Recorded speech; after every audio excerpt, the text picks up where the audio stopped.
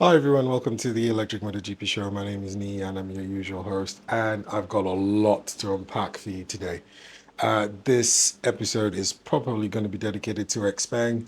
I just got back from Guangzhou. There's a lot that you need to know about. So if you want to know what's going to be the latest in AI, in autonomous driving, in robotics, in flying cars, then this is the episode for you.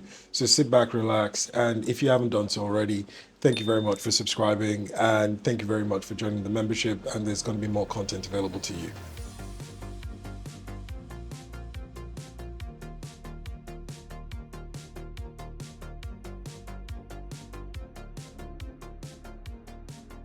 So I just got back from Guangzhou, China, which is the headquarters of Xpeng Xpeng. And there were a lot of things that were going on in China in this particular visit, and there was a lot of things I wanted you to have a look at. One of the simple things I wanted you to understand is where Xpeng is going. So first things first, let's say congratulations to Xpeng to moving into their new headquarters in Guangzhou, which is 4 different buildings, massive amount of room and capacity for them. It's like a mini campus, lots of people in there. I got to go into their building, got to go into their dining area, the camaraderie that I saw, the relaxation, the way people felt comfortable enough to try and interact with one another and get used to one another was pretty awesome. The other thing I also got to do while I was there was to visit Xiaopeng's factory.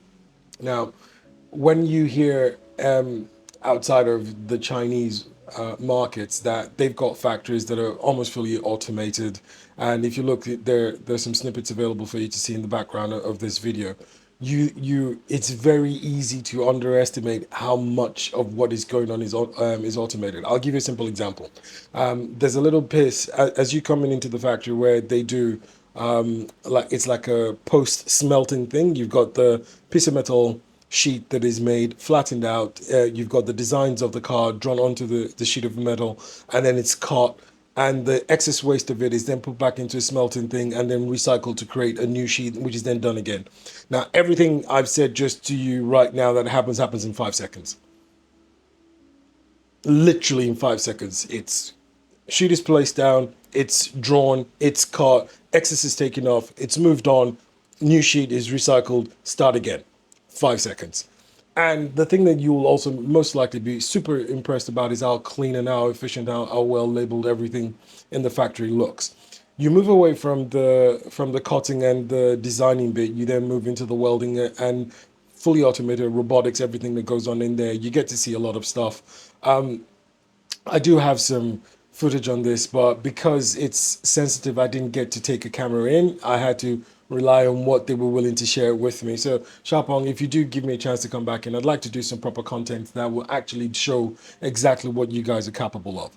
And the whole process of going through the factory from the building of the body, the measurements, the welding. The welding has an automated machine that actually scans, checks the appropriate temperature for what it's going to weld, and welds according to that temperature, which is one of the most impressive things you will ever see. And then you then get a situation where you move into the next segment of it. You've got quality assurance at different stages of it, and then you've got the front dash, the seats, everything being assembled and everything being put together, and it's fantastic to see. And the thing that actually tripped me the most, and I was super impressed by, is the fact that from the cutting and designing of the metal sheets to the actual production of the car at the end before quality assurance, it's 2 minutes. So this particular factory that I went to in Guangzhou is capable of doing roughly about 250,000 cars a year. But if you think about it, it's almost fully automated and it produces a car every 2 minutes. And they've got this quality control in which every single car that is met is has a quality control segment in which the cars are actually checked. And then after everything has been glued together, there's got this very, very bumpy thing that assesses the suspension as well as loosens up all the joints that have been made so the car is a little bit more comfortable. Then it goes into this big room where the car is again reassessed for quality assurance. And then the painting and everything else that's supposed to be done is done. And then it goes out and then the car is dunked multiple times in a pool of water to make sure that there's no leaks, there's no problems, and there's nothing at all with the car. So Xpeng is probably one of the most efficient car manufacturers in the world, which is one of the reasons why you notice that they're very good at what they're doing and the price points are pretty good. Now, I'm moving on to the second part of this video, which is the AI day, which was done on the 5th of November. Now, I probably should have stayed back in China to stay for the AI day, but I was trying to cover the Sydney International EV Show as well, which meant I had to fly straight from Guangzhou to Sydney for that show and then come back into work and then plan back to go back to Guangzhou again for the Guangzhou Auto Show, which is in two or 3 weeks from now. So lots of fun time. So stick to the channel. If you haven't already subscribed, go ahead and do so. There's a lot of content coming your way. I've got new content coming out with the Leapmotor B10 as well as the JQ J5 and the JQ J7. And if you've watched the channel previously, you understand that I've done a previous video on the JQ J7 in Indonesia back in February. So moving on to new products before I get to the AI day. I did spy a few ERVs being tested. Now, the Guangzhou factory I went to was producing the G9s and EREVs as well as the P7s, P7 Pluses and the P7 Plus EREVs, which are all coming to market pretty soon. I spied a car, which no one would confirm for me or not. I thought initially that it was the G9 EREV until I saw it side by side with another G9 and it looked a little bit bigger. And no one at Xpeng will confirm for me whether or not Xpeng is planning to release a fully 7-seater SUV. So it might be that I'm wrong, but it did look like this might be a 7-seater that's coming to market. One of the things I was told that 2026 is the year that a lot of products there were being made by Xpeng are going to go global. So you're going to get more of the products coming to market. So the X9 is going international. You're going to get both the EREVs and the BEV versions. So for those of you who are new to the channel, EREV means extended range EV, electric vehicle. BEV is battery electric vehicle, which means it's purely electric. It doesn't have any internal combustion engine in there. So the EREVs are likely to be coming to market in 2026, and they're going global as well, both right-hand drive and left-hand drive. And given the fact that I know that Xpeng have also got a factory in Indonesia, which means that, and that's where they're going to be building a lot of their right-hand drives. It's a new segment for everyone to pay attention to. I did get in, a drive in the old G9, which a video for that will be coming out pretty soon as well.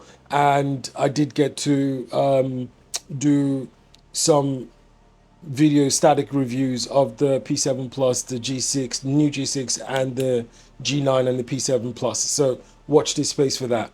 I also got to see the P7, which is the sports edition of sports car for Xpeng, which is supposed to be competing with the SU7 Ultra. And I think Xpeng might actually be realizing that no matter how much you want to be very sensible about the cars you produce, you still have to have cars that have got a little bit of a humph to it to attract car enthusiasts to come in and have a look at the cars that you're making. So moving on to the AI day, the few things that I wanted you to know about. The first one is the fact that Xpeng have come in with a new system for doing their AI. So they're moving away from just AI, which is more of a language model that does interpretation and then uses that to do what it's supposed to do, to come into a new concept called the VLA system, which is the Vision, Language, and Action System. So I will try to explain this to you as best as I can.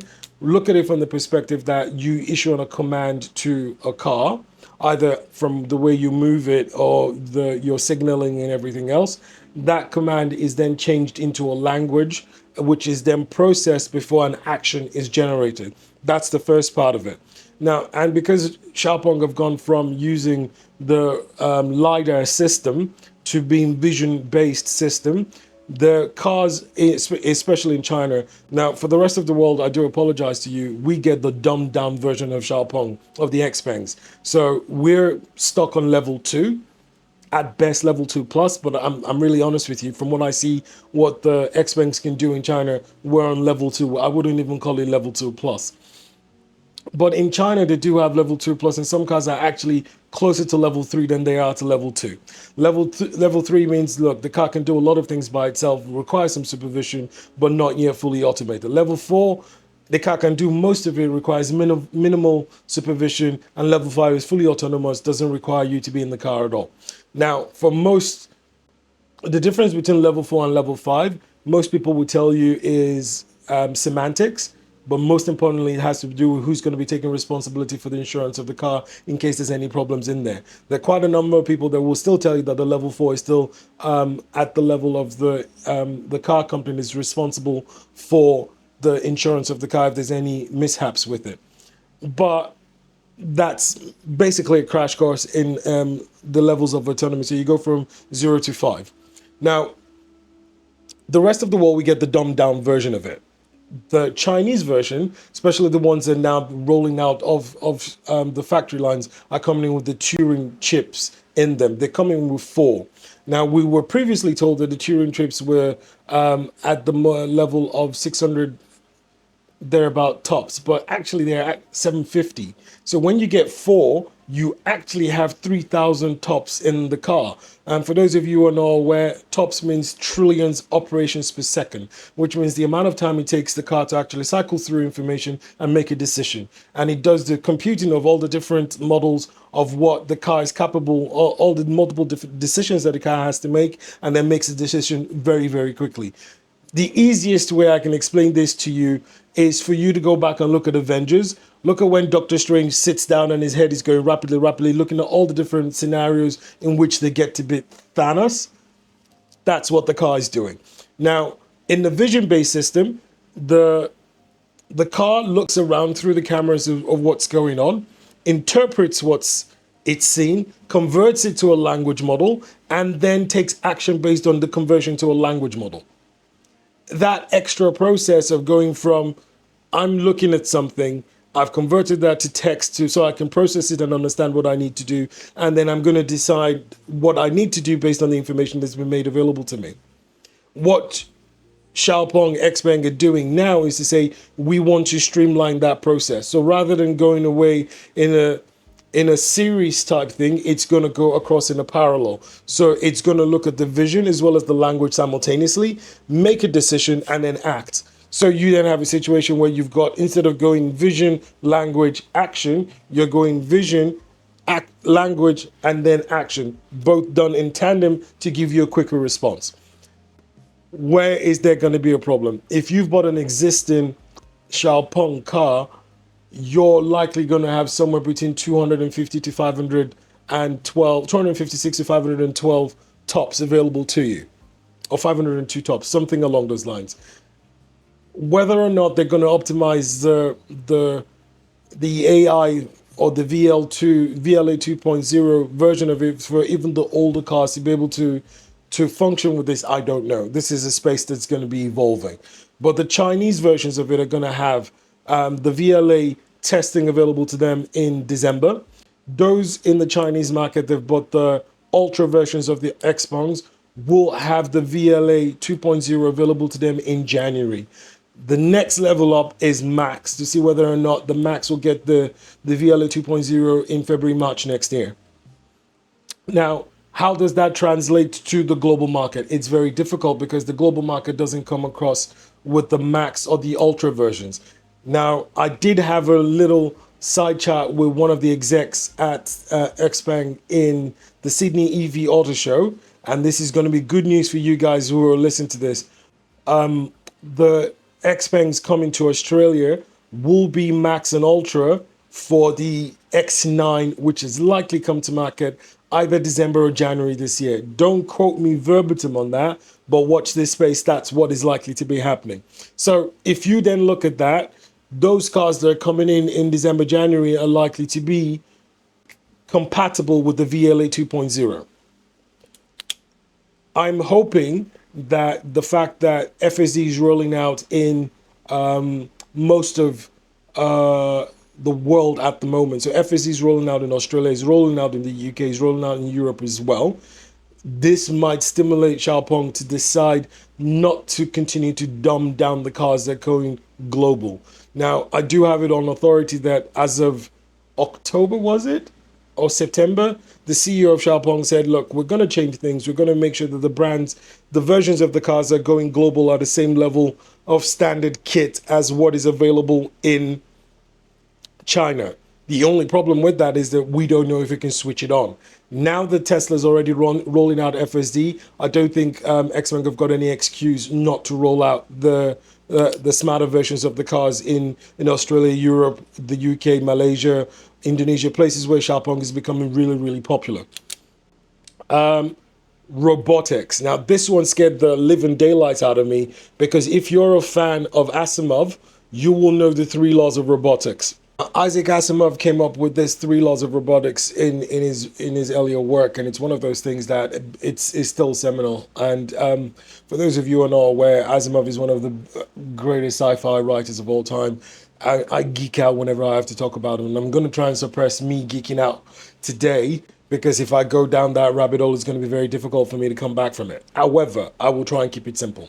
And if you've watched iRobot, which is based on Asimov as well, you will understand the three laws of robotics. So the first law of robotics states that a robot can do no harm to a human being or cause harm by inaction. That's the first law of robotics, which means human life, human welfare, human well-being is sacrosanct, and a robot cannot by inaction cause harm to a human being. Neither can it through its own action cause harm to a human being. So that's the first law of robotics. The second law states that a robot must obey human rule, except when rule or orders, to be specific, orders, and I wanted to get that right, except when it conflicts with the first law of robotics, which means do no harm. Either through action or inaction, do no harm. The third law, which is the law that always gets me into trouble, and which is the law that I always worry about when you're talking about AI and robotics, which is that a robot has to preserve its own existence, except when it conflicts with the first two laws. And this opens a can of worms as to what robots will do in order to preserve life, or if there's anything else. Because you've got to remember, if the robot can do no harm and must not obey any law, however, it cannot through inaction lead to harm. If another robot becomes more sentient and gives it the order that to do something, that's the slippery slope. But I'm not going to go there. I told you I could geek out on this one. I'm trying not to geek out. Now, Xiaopeng have added a fourth law to this, and this is a data protection law, which means that the robot cannot divulge information about the person it's working for or working with at all. So which means it's not allowed to share that information with other people, and it's only allowed to keep that information in itself. It's a slippery slope. Well, I'm not going to go there, but having the fourth law in there does have its benefits, and it does mean that Xiaopeng is thinking about all the redundancies in there to what's going on. And talking about redundancies, I did miss something else earlier on when I was talking about. No, I'll come back to it. So the laws of robotics have been identified and put in place for this. Now, one of the things, and if you look in the background, you see the video of the iron robot, which is the 7th generation of robotics from Xiaopeng. So they've gone from the pet animal to upgraded pet animal to intelligent pet animal to small quadruped to larger size quadruped, which was launched last year, to the version they've got at the moment, which is more of a humanoid robot. Now, Xiaopeng have invested a significant amount of money in this particular robot, trying to improve the dexterity of the movement of the hands and improving the mobility of the robot, that it works more human-like in its movement. And they've made two versions of it. So one's male, one's female, and you've got a larger size male and a smaller size male, and a larger size female and a smaller size female as well. Not baby size, but at least more petite. And during the video of on the AI day, the robot actually did come on stage. And one of the things that you will notice with the robot working on stage is the fact that its movement is more graceful. It's also softer, which means it's not stumping, and it's not doing the mechanical bipedal stepping that you saw with a lot of the robots in the last 2 years. It's actually more human-like in its movement as well. The dexterity of its hands has also improved. It can hold a drill, it can screw stuff in. However, the commercial applications of this means that it's still too expensive to have a humanoid doing the jobs of a human being at the moment. However, the improvements in the mobility of the of the humanoid robot and the improvement in the dexterity of the humanoid robots means in the next 3 to 4 years, once AI is being able to be put into the robotics as efficiently and the cost of making the robots actually drops, there is likely to be a problem. What Xiaopeng is suggesting at the moment, given the fact that they've also created a VLM, which I didn't mention it to you earlier on, but the VLM is the vision language model that actually does more to do about communication, which therefore means that the reaction time to interactions with the AI and the robotics is actually being reduced, and it's actually seeming to be a more conversational model available to it. The other advantage to what they've done with it at the moment is instead of having to switch from one language to the other, the VLM means that the language model that is available to it can actually seamlessly move from one language to the other without needing to be set up to say, this is what I'm going to ask you to do. So for the cars that are going to be tested in December, and Xiaopeng, if you're listening, I want to come to the December test drives that you're doing. So if you do the invites to come out, I'm happy to come out for that one because I would love to see that. Now, the way this language model is going to work is that you can be speaking in Chinese to the humanoid robot, and somebody else speaks English to the humanoid robot. It will seamlessly go from Chinese to English without having to be switched in the background to go from Chinese to English. And they're working on multiple languages as well. So which means watch this space. You're having a situation where you'll have one humanoid robot that will have multiple languages that it can speak efficiently. Why is this important? Xiaopeng is saying that, look, let's put this humanoid robots where we're going to get them to be most effective. So they're talking about putting them in reception, put them in shopping malls, put them in dealerships so that when you arrive, the person who's going to be introducing you to the car will be the humanoid robot rather than a human being. And the concept behind this now is that you'll have managers in charge of about 5 or 6 or 7 different robots, and they will be trained up to manage those robots, and those robots will actually replace frontline staff. So it's coming. This is going to be a very, very interesting space to see which amount of jobs are going to be redundant and what skill sets human beings are going to need to have to still have a job in the future. Now, that takes me to the third thing that's coming that was announced at the AI Day, is the fact that they're going to have a robotaxi. Now, the robotaxi comes into 2 parts. The robotaxi, which is level 4 autonomous driving, which is going to be using the VLA 2.0 and scaled up to VLA 4.0 at a later date.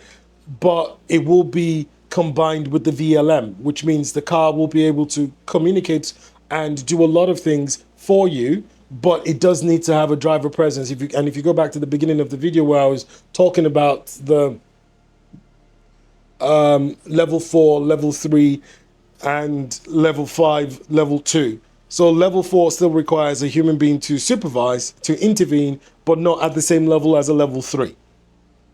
So it still requires a driver to be present. So it's not fully autonomous. There's still going to be a driver present with the taxis, but the car will be able to do a lot more without the driver having to intervene. The driver is there more as a fail-safe to jump in if it's needed.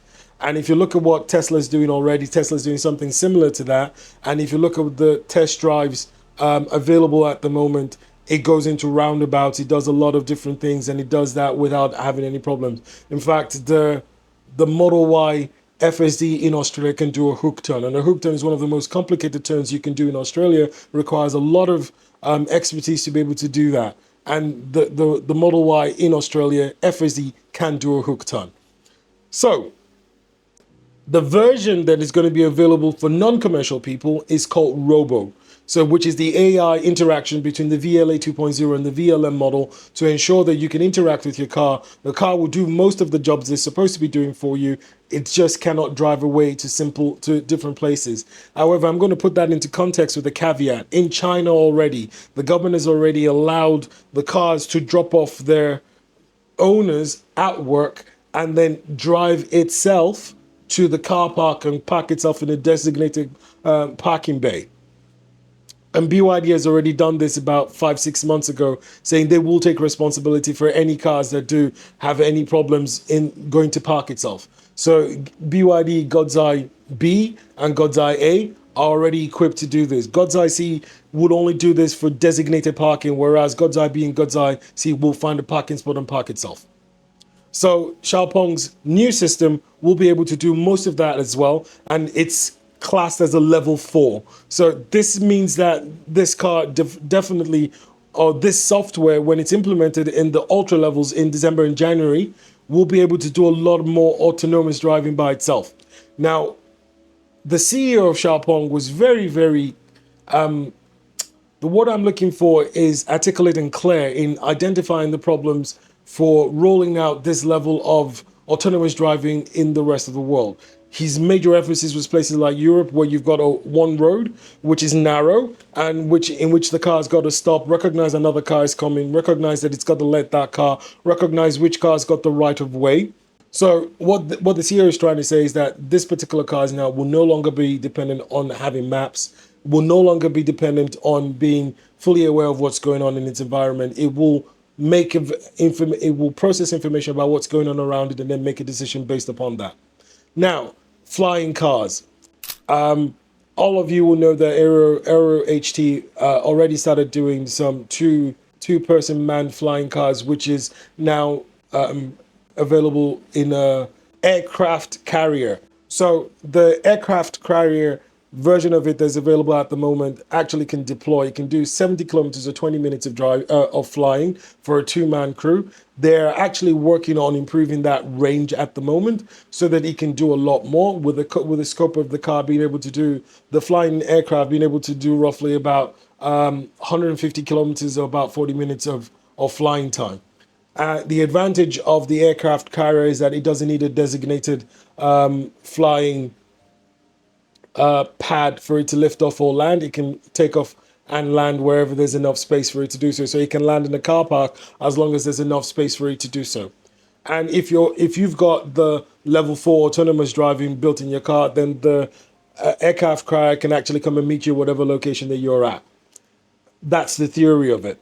The new model is a 6-people seater, which is fantastic. And I'll explain why I say it's fantastic. It is capable of doing 500 kilometers of range, and it is capable of flying at 360 kilometers per hour. It is also capable of doing a rapid charge, I think 10 to 80% in 6 minutes. And it is capable of joystick flying. So which means instead of having the usual pilot, very, very complex array in front of you where you're trying to figure out, now it's just one dashboard and a joystick. Now, Xiaopeng have built a few things into this that I actually am very impressed with. They've built redundancies into both the different versions of the of flying cars that are available, that even if there's a problem with the rotors, the car will still be able to fly and get you to its destination without any problems. The other thing they've also done is that if you have a problem with one screen, you've got a backup screen available. Now, why am I taking the time to explain this? The concept is very, very solid. The redundancy is one of the things that I've been talking about as to why I'm not fully happy with a purely vision-based assessment, because you need redundancies. If there's any problem with one aspect of your sensors or your decision-making process, if you have a redundancy available to you, then the car is able to find an alternative way of solving that problem. Now, what Xpeng is trying to do is to say, look, we're going to put 4 Turing chips in this car. This car has got 2,250 tops available to it. And we then have 750 tops available to you as backup and redundancy. So if the car is having any problems, the car is able to figure out the problems by tapping to extra resources to do that. Only time will tell if this is going to be the right thing for it, but this is a very, very exciting situation and place to be in. So I've tried to cover everything that's happened with me going to China to go to Guangzhou to have a look at the cars. So I'm going to give you a brief recap of the cars that are going to be available. You've got the G7 which has already got the four Turing chips present in it. You've got the new G9 EREV, which is going to have that standard. All the new G9's BEV will come equipped with the Turing chips as well. The G6 will come equipped with the Turing chips as well. The P7 Plus, the P7 sports car, and the X9. The X9 is likely to be coming to Australia, like I said, and Europe within the next 3 to 6 months. The X9 EREV is also slated to be within that time frame as well. The G9, I have no idea when it's coming in, but one of the people I spoke to said look to the second quarter of 2026 for the G9 to come to Australia. So, guys, let me know what your thoughts are. Do you think this is fun? I've got to just give you a quick reminder.